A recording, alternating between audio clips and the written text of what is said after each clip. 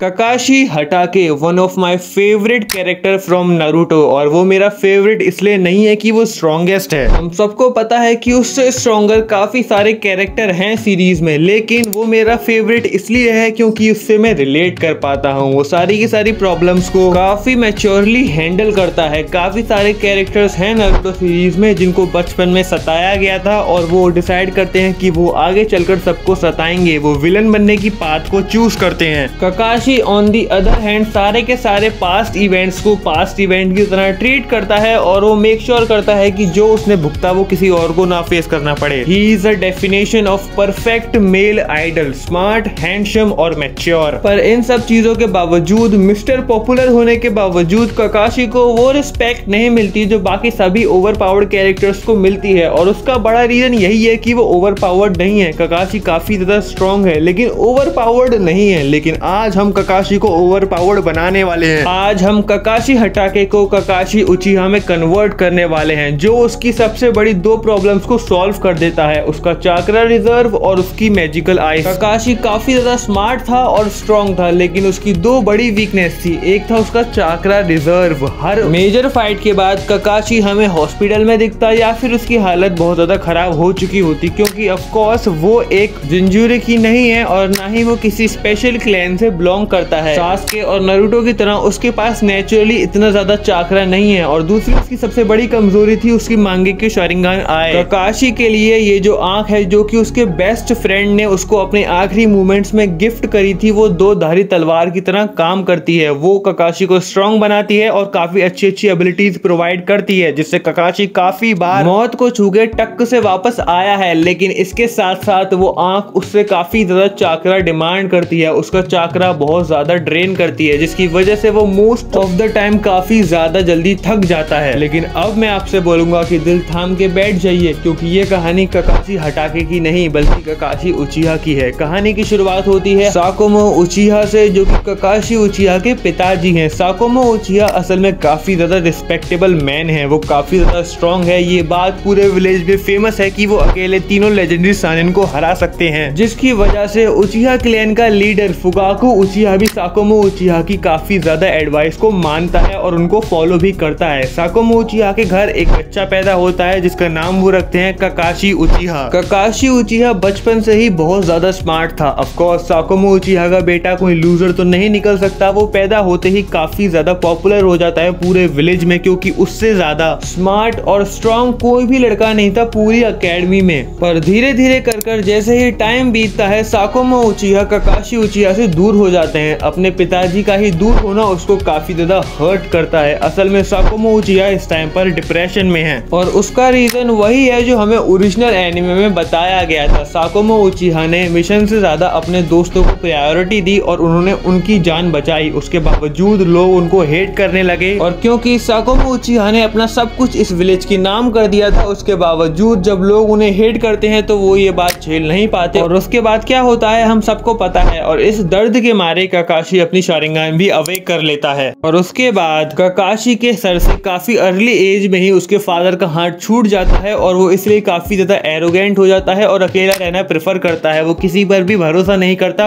अकेला रहना पसंद करता है। अकेडमी में टाइम स्पेंड करने के बाद उसको एक टीम असाइन करी जाती है जिसके 3 मेंबर थे, ककाशी, रीन और ओबितो। ओबितो बिल्कुल भी पसंद नहीं करता ककाशी को, और ककाशी बिल्कुल भी पसंद नहीं करता ओबितो को। दोनों उचिहा हैं, दोनों एक टीम में कैसे हो सकते हैं? तो असल में होता ये है कि फुगाकू को ककाशी की ये हालत बिल्कुल भी देखी नहीं जा रही थी। फुगाकू जाता है मिनातो के पास, स्पेशल रिक्वेस्ट करता है कि वो अपनी टीम में ककाशी को भी ले ले ओबितो के साथ, और मिनातो की स्पेशल रिक्वेस्ट पर थर्ड होकागे हिरोशिन भी इस टीम के फॉर्मेशन को अलाउ कर देता है। फिर हम देखते हैं वही सब चीजें जो हमने ओरिजिनल एनिमे में देखा था। कहानी एकदम एग्जैक्टली टेक प्लेस करती है, सारे के सारे इवेंट एकदम ओरिजिनल एनिमे की तरह होते हैं। इसका मतलब ये है कि ओबितो क्रश हो जाता है पत्थरों के बीच थर्ड ग्रेट निंजा वॉर में। लेकिन ऑफ कोर्स क्योंकि ककाशी के पास ऑलरेडी दो शारिंगान है, तो वो अपनी शारिंगान इस बार ककाशी को नहीं देता और सिंपली मर जाता है। अब यहाँ पर जो एक बहुत बड़ा चेंज आता है वो ये है कि इस टाइम पर ओबितो के पास दोनों आंखें हैं, और इसका मतलब ये है कि ओबितो की मांगेक्यू शारिंगान की जो एबिलिटी है वो ककाशी के पास नहीं होगी, मतलब कामुई ककाशी के पास नहीं होगी। तो ककाशी की जब मांगेक्यू शारिंगान अवेक होगी तो उसकी असल में एबिलिटी होगी क्या? वेल वो हम आगे पता समझौता करेंगे। फिर हम देखते हैं कि इस पेन की वजह से, अपने बेस्ट फ्रेंड को खोने की वजह से ककाशी की मांगेकी शारिंगान अवेक हो जाती है। ककाशी ने कुछ दिनों पहले ही अपने फादर को खोया होता है और उसके सामने ही उसका बेस्ट फ्रेंड भी मारा जाता है, जिसकी वजह से ककाशी अपनी मांगेकी शारिंगान को अवेक कर देता है। अब देखो, हर एक उचिहा की मांगेकी शारिंगान की एबिलिटी अलग होती है और काफी ज्यादा स्पेशल होती है। जस्ट फॉर एग्जांपल, हमें माद्रा की मांगेकी शारिंगान की एबिलिटी नहीं पता कि क्या है, लेकिन काफी सारे फैंस मानते हैं कि कुछ टाइम से रिलेटेड है। मतलब हो सकता है कि वो अपनी मांगेकी शारिंगान की एबिलिटी को यूज कर टाइम को स्लो या फास्ट कर सकता है। इताची की मांगेकी शारिंगान की एबिलिटी है अमातेरासु और इन्फिनिट त्सुकियोमी। इसका मतलब ये है कि हमें ककाशी को भी एक स्पेशल एबिलिटी देनी होगी। ये बहुत बड़ा चैलेंज है, क्योंकि एक अलग से न्यू पावर ही देनी होगी हमें ककाशी को। वेल, मैंने उसका आंसर भी सोच लिया है। हम ककाशी को देंगे कॉपी की पावर। ऑफ कोर्स वो कामुई को यूज नहीं कर सकता। इसका मतलब ये है कि उसकी मांगेकी शारिंगान की एक अलग एबिलिटी होगी। तो मैंने सोचा, क्योंकि ओरिजिनल एनिमे में ऑलरेडी ककाशी कॉपी निंजा के नाम से फेमस है, तो उसे यही एबिलिटी क्यों ना दे दी जाए। और वेट अ मिनट, अगर तुम ये बोलते हो कि ओरिजिनल एनिमे में भी ककाशी कॉपी कर लेता था लोगों के मूव्स, लोगों के jutsu,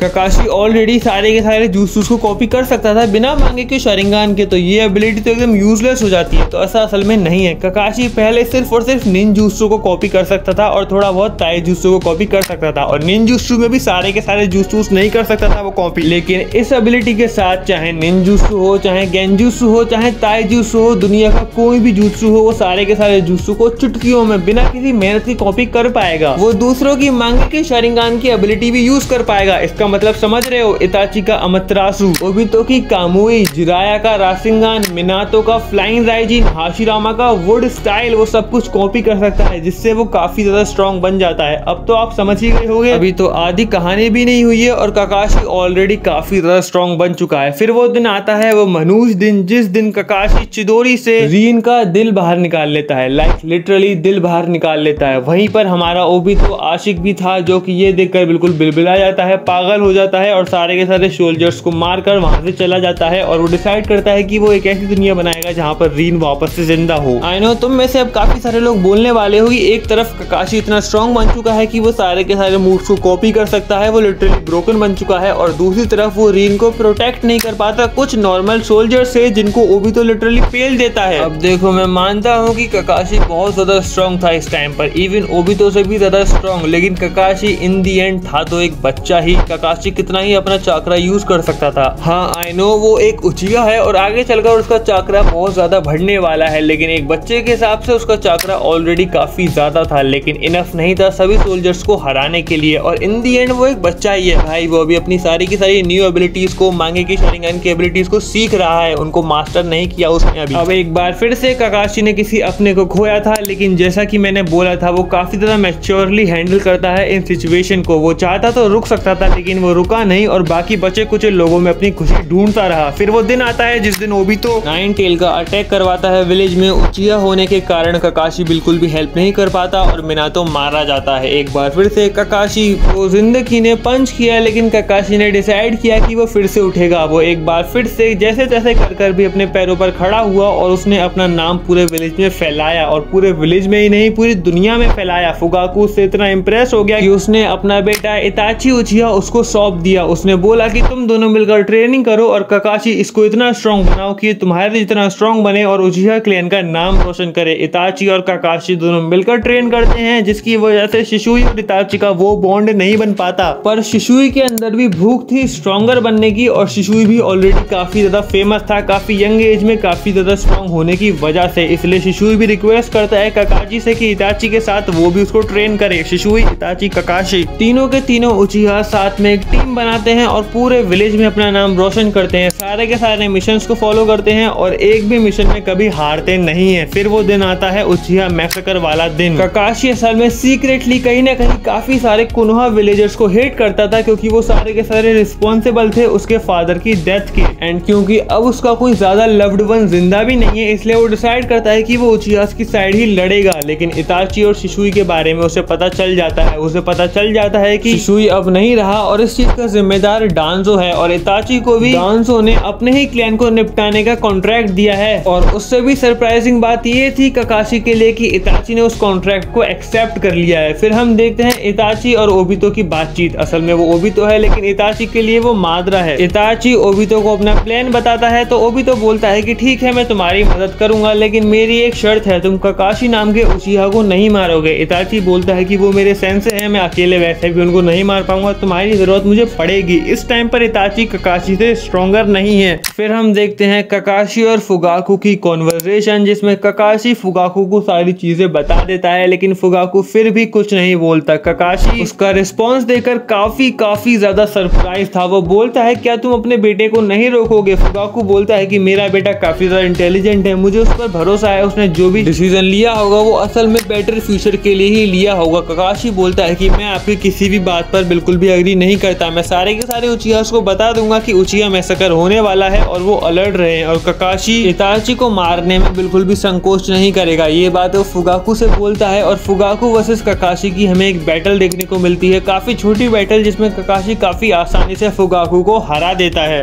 पर असल में ककाशी लेट हो चुका था। जैसे ही ककाशी बाहर निकलता है सभी उचिहास को इन्फॉर्म करने के लिए, उससे पहले ही सारे के सारे उचिहास मारे जाते हैं और वहीं पर इताची और माद्रा जो कि ओबितो है वो खड़े होते हैं। अब देखो ये फाइट काफी ज्यादा इंटरेस्टिंग हो सकती है। तुम्हें भूलना नहीं है कि ककाशी इस टाइम पर बहुत ज्यादा स्ट्रॉन्ग है। शायद वो इताची और ओबितो को साथ में ना झेल पाए या फिर शायद हरा भी दे, मुझे नहीं पता, लेकिन असल में ये फाइट होने ही नहीं वाली। ककाशी ऑलरेडी अपना सब कुछ खो चुका था, जो इकलौती चीज उसके पास थी उसका क्लैन, अब वो भी चला गया तो बेचारा लड़े किसके लिए, तुम ही बताओ। ककाशी एकदम गिव अप कर देता है कि भाई अब सब तो खत्म हो ही गया, अब किसके लिए लड़ू मैं, आजा मार दे मुझे। लेकिन ओबितो और इताची मिलकर उसे अनकॉन्शियस करते हैं, उसे जान से नहीं मारते। फिर इताची बचा कुछ कार्यक्रम पूरा करता है और वो दोनों मिलकर वहां से भाग जाते हैं और अकात्सुकी ज्वाइन कर लेते हैं। ककाशी होश में आता है, उसे पता लगता है कि पूरी उचिहा क्लैन से सिर्फ वो ही नहीं बल्कि सासुके उचिहा भी बचा हुआ है। सासुके का ख्याल रखने की जिम्मेदारी ककाशी लेता है और ऑब्वियसली क्योंकि मिनातो उसका सेंसे था तो नारुतो का ख्याल रखने की जिम्मेदारी भी वही लेता है। लेकिन तुम्हें एक बात समझनी होगी, तुमने अभी अभी विटनेस किया कि ककाशी खुद कितने सारे ट्रॉमा से गुजरा है, तो उसे भी कुछ टाइम चाहिए था। वो अपने प्राइवेसी को बहुत ज्यादा इंपॉर्टेंस देता था, उसे अकेला रहना अभी भी पसंद था, क्योंकि ऑब्वियसली माइट गाय को छोड़कर उसके कोई ऐसा दोस्त नहीं थे।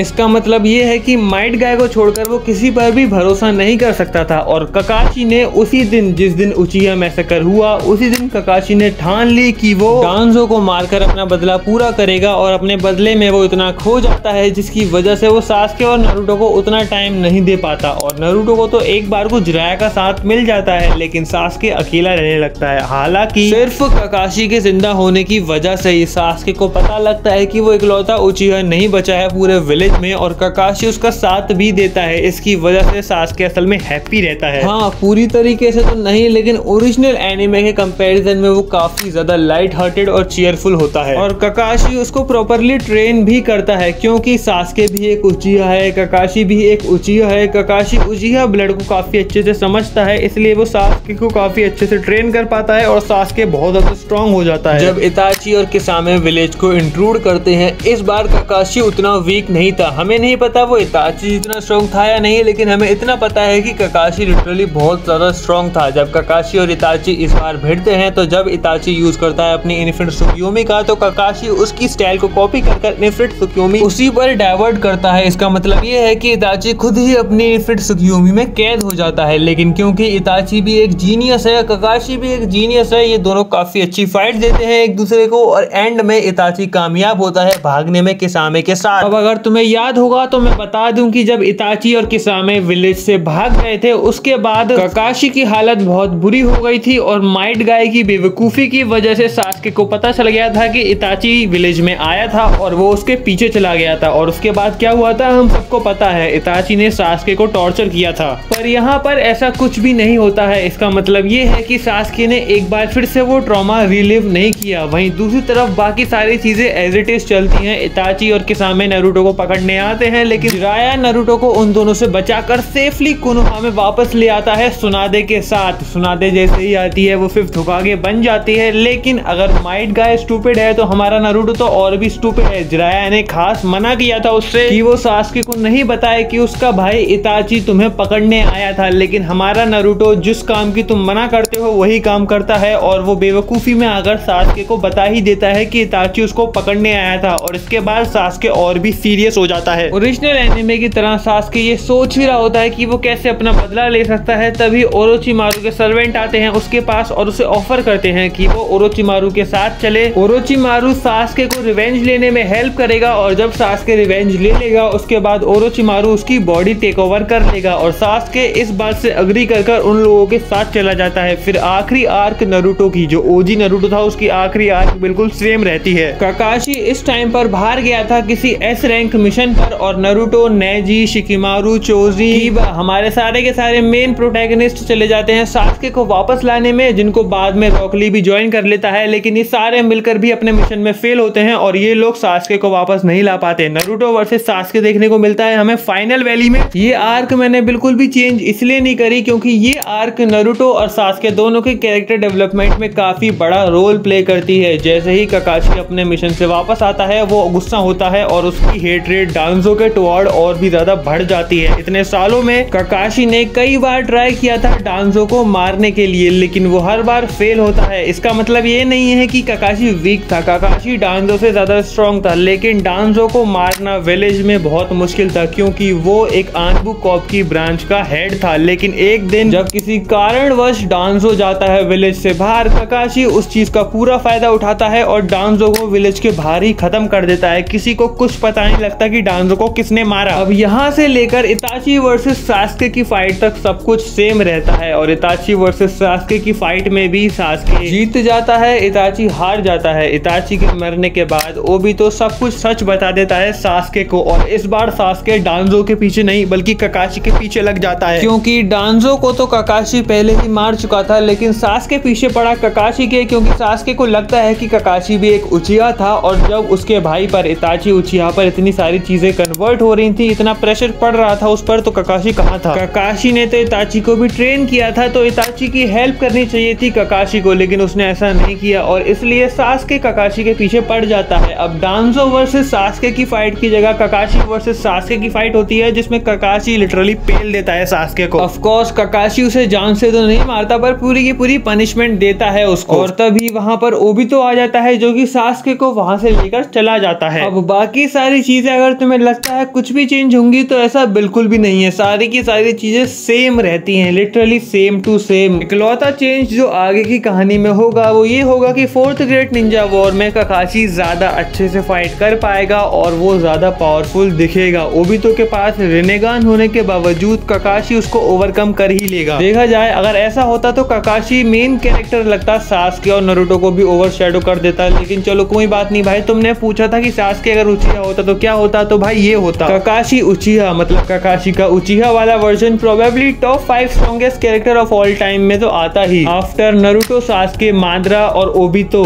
और ओबितो और माद्रा की 10 टेल वाली फॉर्म की बात कर रहा हूँ मैं, उनके नीचे, वरना काकाशी का ये वाला वर्जन, माद्रा का तो पता नहीं लेकिन ओबितो की सभी फॉर्म्स, ओबितो के सभी वर्जन से ज्यादा स्ट्रॉन्ग होता ये एक्सेप्ट 10 टेल वाला। हाँ, तुम में से काफी सारे लोग बोल सकते हो कि भाई हाशिरामा का क्या, तो भाई देखो ये वाला वर्जन मोस्ट प्रोबेबली हाशिरामा से भी ज्यादा स्ट्रॉन्ग है। भाई एक बार सोचो तो सही, अगला वाला बंदा सारी टेक्निक्स कॉपी कर सकता है तुम्हारी, ऊपर से वो इतना स्मार्ट है और रिमेंबर वो एक उचिहा है। मैंने पूरी सीरीज में उसकी उचिहा पावर्स को ज्यादा डिस्कस नहीं किया है, उसके सुसानो के बारे में, उसकी टेक्निक्स के बारे में। सोचो वो कितना ज्यादा स्ट्रॉन्ग और ओवरपावर्ड बन जाता है। ओके, तो ये था मेरा take on what if Kakashi was an Uchiha. अगर आपको अच्छी लगी वीडियो तो लाइक करना मत भूलना, चैनल को सब्सक्राइब करना मत भूलना, इंस्टाग्राम पर जाके फॉलो करो, बहुत बार बोल चुका हूँ, लिंक इन द डिस्क्रिप्शन में। मिलता हूँ अगली वीडियो में, तब तक के लिए सायोनारा।